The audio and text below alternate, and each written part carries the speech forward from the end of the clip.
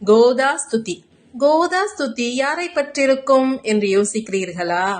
சாக்ஷாத் திருப்பாவை அருளிய ஆண்டாள் பிராட்டியை தான் கோதா என்று அழைப்பர்.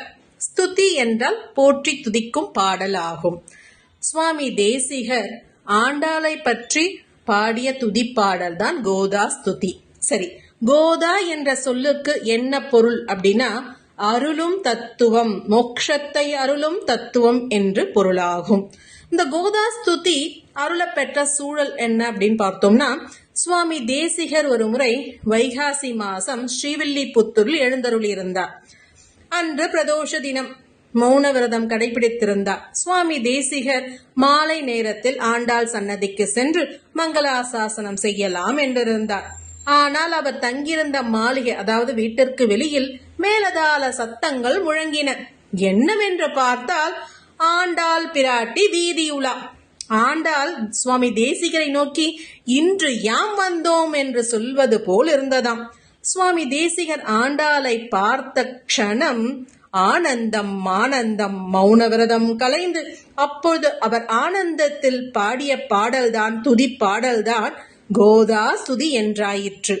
அதன் முதல் ஒவ்வொரு வருடமும் வசந்த உற்சவத்தின் பொழுது கோதா ஸ்துதி பாராயணம் நடைபெறுகின்றது ஸ்ரீவில்லிபுத்தூரில். கோதா ஸ்துதி 29 ஸ்லோகங்களை கொண்டதாகும்.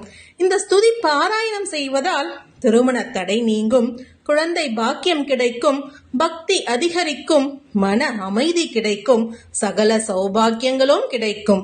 கோதையை துதிக்கும் ஸ்லோகங்களின் அனுபவம் அளவிட முடியாத இன்பத்தை தரக்கூடியதாகும்.